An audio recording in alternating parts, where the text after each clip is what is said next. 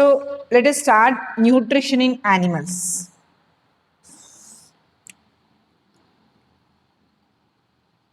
Nutrition in animals.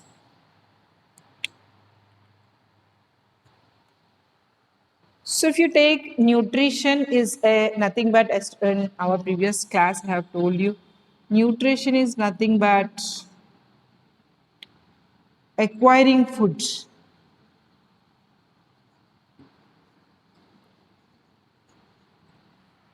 Acquiring food to generate energy. To generate energy. Okay, this energy can be used to growth, it can be used in body repair, to repair damaged tissues in different ways. Okay, so what is the source of food in animals? Animals cannot make their own food. Animals cannot make their own food. So, ma'am, we are making our food in our kitchen. Why not? We are not making. Why do you say we are not making? So, biologically, making own food means synthesizing our own carbohydrates, synthesizing our own proteins, synthesizing our own fats. We are not doing this. Where do we get carbohydrate from? Rice. Are we making that rice carbohydrates in rice? No, we are not making that carbohydrates. Who is making? Plant is making the carbohydrates, storing it in the seeds. We are taking that seeds and we are using for our food. Okay, proteins. We are getting proteins from pulses, different types of pulses like red gram, black gram, green gram, all these. Or we get it from meat also, egg, meat, fishes. So these all are not, we are not making them directly. We are not obtaining from other organisms. So some children will have confusion. Why, ma'am, we are making our food in the kitchen? Why can't we say that we are making our own food? So that's why I'm giving a clarity. This carbohydrates, proteins, fats, like this substances should be created by us, should be produced. Then only we'll call as autotrophic. We are not making. So that is why we are called as heterotrophic. Because we depend for our nutrition, we depend on different sources. Neutrophism means nutrition, hetero means different. We are depending on different sources for our food. Okay, they are plant sources and animal sources. They can be plants or animals. Okay, some of them eat fungi, which is not an animal also. So, if you take the digestion process in human beings and most of the animals, in this digestion includes the following step: digestion, nutrition, not only digestion, nutrition includes the following steps. First one, ingestion. Second one, digestion. Third step, absorption. Fourth step, assimilation.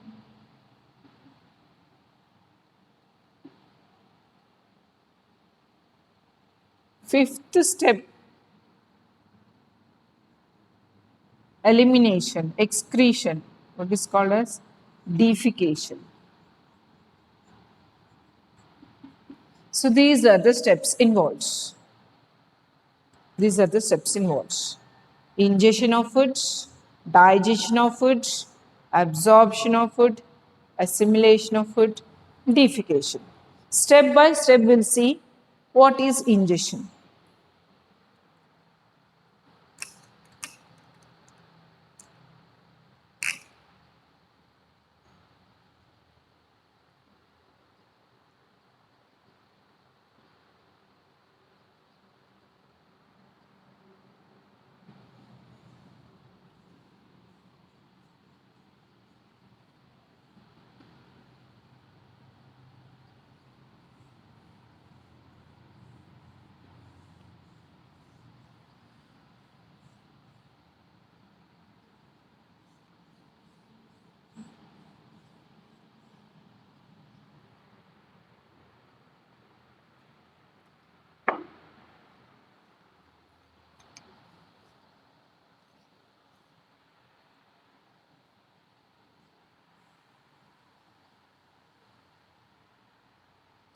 Ingestion.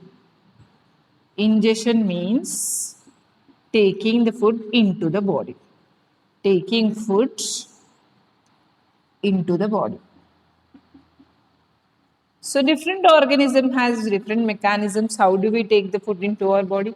We are taking the food in and we are keeping it in the mouth, and then we are slowly taking it inside. Okay, chewing it and taking inside. So this is ingestion in human beings. So for different organisms, you can say that uh, different methods are there. Suppose you take butterfly. What butterfly will do? It will drink nectar with proboscis. Proboscis, it will drink nectar. You take the hummingbird. Hummingbirds, it also drinks nectar, but with its beak, it drinks nectar. Not only this, male mosquitoes. Male mosquitoes also drink nectar of some flowers. They do not suck the blades. They take nectar only. Okay, with the help of the front proboscis. But female mosquitoes, female mosquitoes need human blood. They use this proboscis to drink blood of human beings. Not only this, female mosquitoes. Head lice. Head lice. Penu will say they are present in our head. They are also taking the blood. They suck the blood. Suck blood. Not only they suck the blood. Leeches. Leeches also suck blood of animals. Leeches means jalaga. Jalaga, do you know what is Jalaga? I'll say you a movie name. If I say easily, you'll remember. Did you see the movie Aparishidulu? In that, there is a kind of punishment in the uh, middle somewhere. I don't remember. I have seen it long before. He'll be tied and he'll be left with all leeches over the body. It will start sucking the blood and it will kill that person. So that is one example for sucking the blood. Not only this, you take for example frog. How does frog take the food inside? It will stick its tongue outside. Yeah, yeah. He will throw the leeches on the person, and so that's. So if I say movies, you can remember things very easily. So that's why sometimes I take those names of the movies. You'll understand the topic easily. Frog, what it will do, it will stick the tongue outside, it will take that inside, it will take inside. You can see that with lizard also. Lizard also sticks its tongue outside and takes the food inside. You take the animals like uh, other animals like what other examples can you say? Okay, like this, so many examples. You can say amoeba, you can say amoeba is one more example. Amoeba is an organism which engulfs the particles by forming pseudopodia. Paramecium, how does paramecium take its food? Paramecium is a chappal shaped structure. It will take the food inside by extending its cilia like this. It will move the cilia. Slowly, when it is moving like this food will come from here to here. It will enter into the body. Okay, yeah, chameleon also helps us to, it takes the food like this. Chameleon also takes the food by sticking the tongue outside. So different animals have different ways to take the food inside. So whatever method the food goes inside, if the food is going inside the body, then it is called as ingestion. If food is going inside the body, then it is called as ingestion. After the food enters into the body, starts the second step called digestion.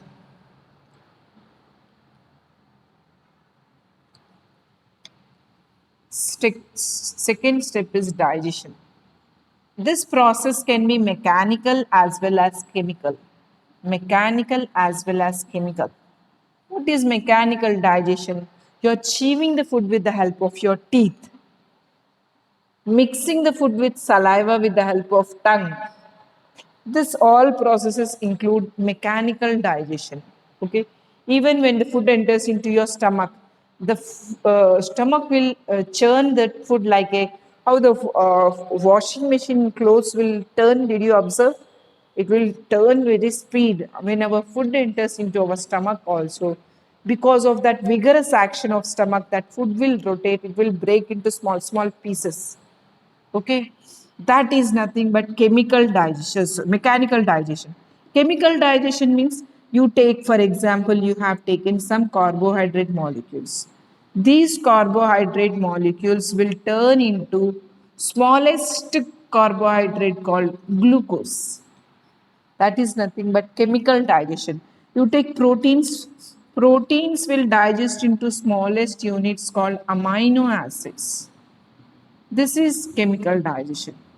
To take fats, fats are digested into small, small units called fatty acids and glycerols.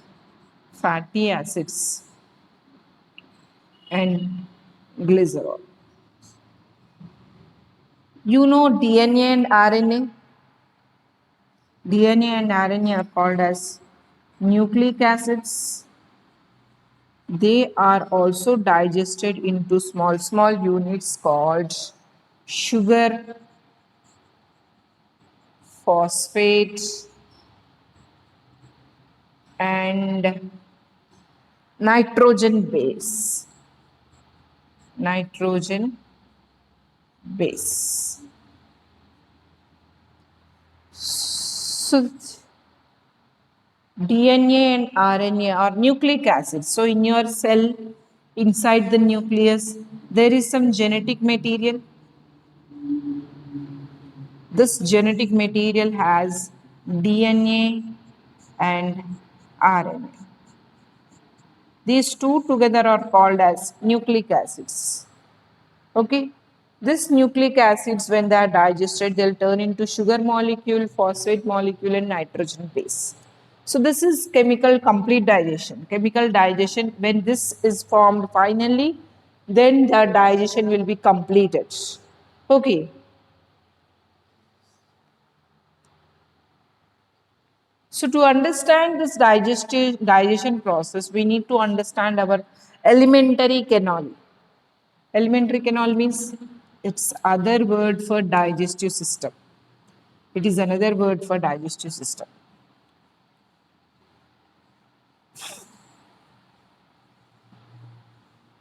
Okay. So just 1 minute, ma, I'll have one sip of water and I'll be back. Right. So alimentary canal is another name for digestive system. Alimentary canal is another name for digestive system. Digestive system is not in case same in case of all organism.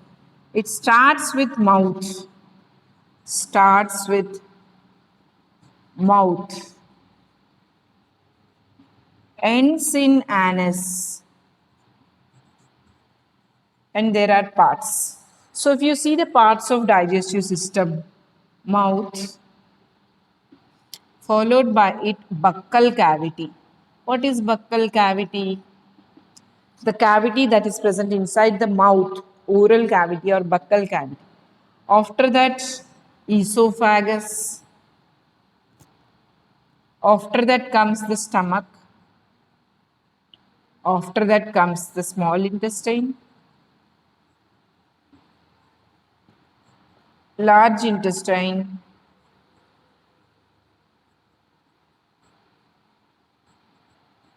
rectum,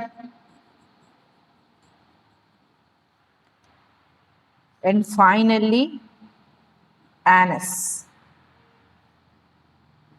So what are these parts, ma'am? We'll discuss one by one. We'll discuss. Okay.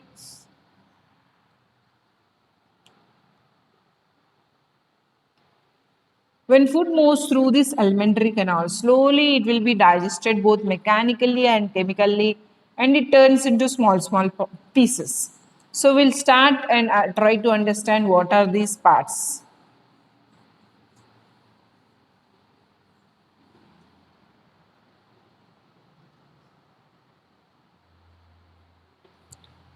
So what we saw now is, first we'll discuss about mouth.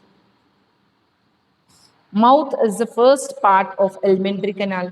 We take the food inside through this alimentary, through this mouth. Okay, it is common for all the organisms. Food is ingested, and when food is ingested through mouth,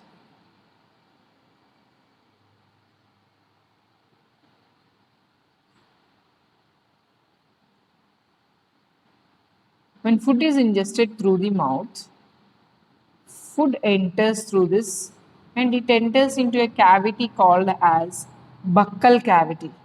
This buccal cavity has tooth insides. Okay, so this cavity is called as buccal cavity. So what are the main parts in the buccal cavity? Teeth is present inside the buccal cavity. Tongue is present inside the buccal cavity. And there are saliva produced incisors. These three are very important. Teeth. So in teeth, first we'll discuss about teeth. So in teeth, if you see, there are four types of teeth: incisors, canines, premolars, and molars. So when you see the teeth, let us take for example, this is upper jaw. Here we have canines, two incisors, one canine, two premolars, and three molars. Okay, so these two are incisors. This is canine. These two are premolars, and these three are molars. So the same thing will be repeated on this side also, and the same sets will be repeated on the downside also. So our dental formula, if you see our dental formula, what is our dental formula? Dental formula, how can you write the dental formula? You need to write incisors, canines, premolars, molars. By incisors, canines, premolars, molars. So what is our dental formula? We have two incisors, one premolar, one canine, two premolars, and three molars by two incisors, one canine, two premolars, three molars. This is our dental formula. Dental formula is not same for all organisms. Some have more molars, some have more canines, some have more incisors. Depending upon the organism, the dental formula changes. For human beings, it is 2123 by 2123, right?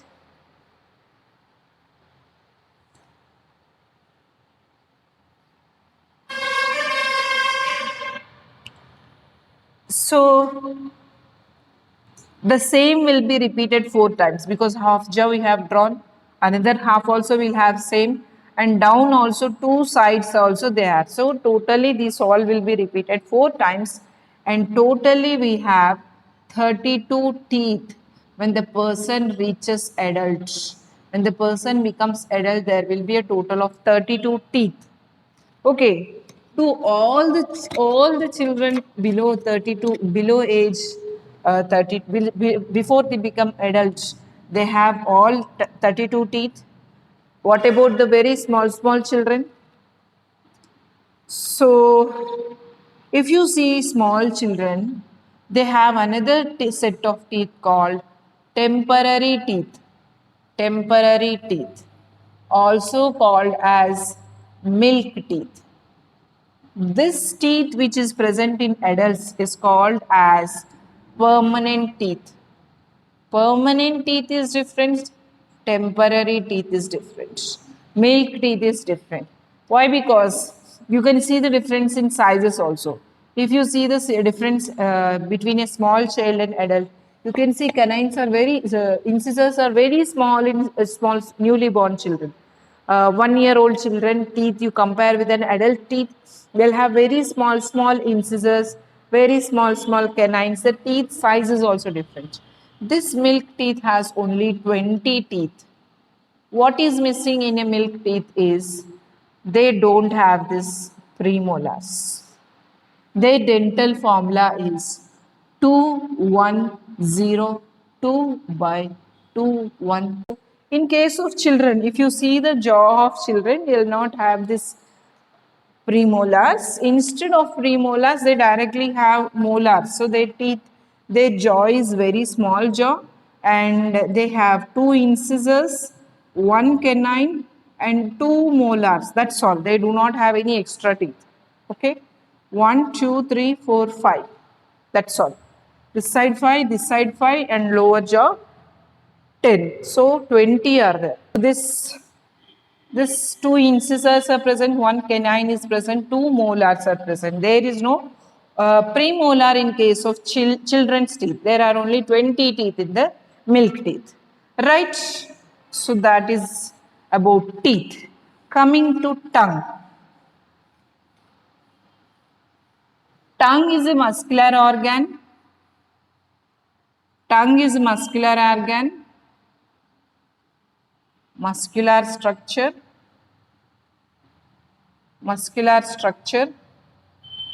that helps in mixing with saliva.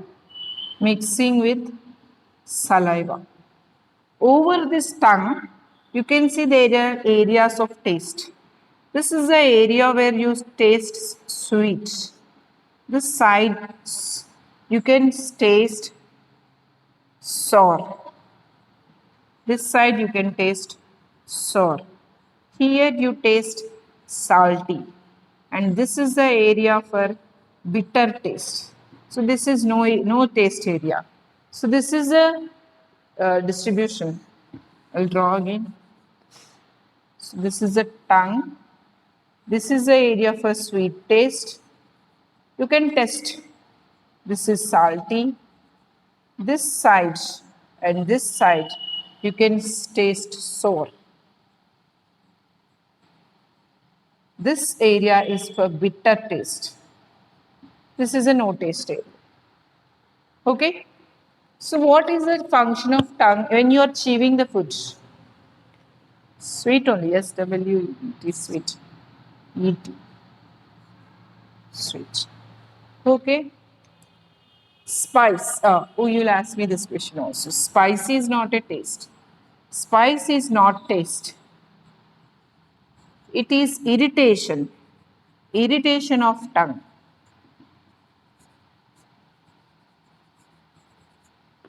Okay? Your tongue gets irritated because of that chili flavor. That's not a taste. Okay?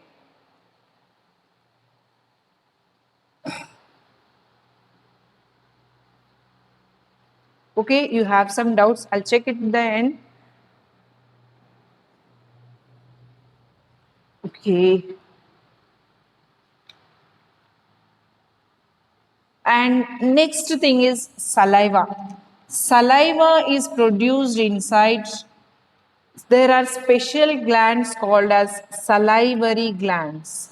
Salivary glands are those glands which are present around this mouth region and they secrete saliva. Secrete saliva. Okay. There are 3 pairs of salivary glands.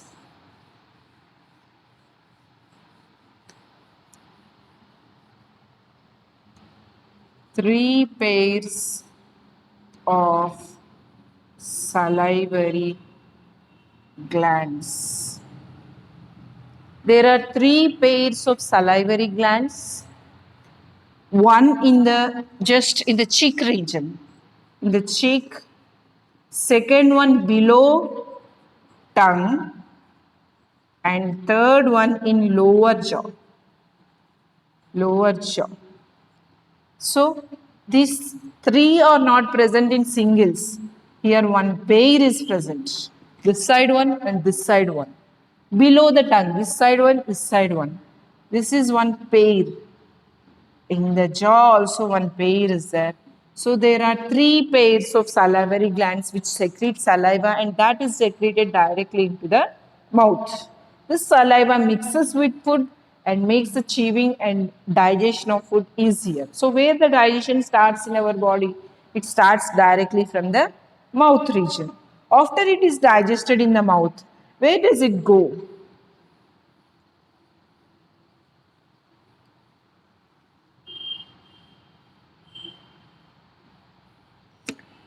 After the mouth, so we have drawn already mouth. After mouth comes a pipe-like structure. This pipe-like structure is called as esophagus. Esophagus is also called as food pipe. Food pipe. It is a pipe-like structure which connects the buccal cavity with the stomach.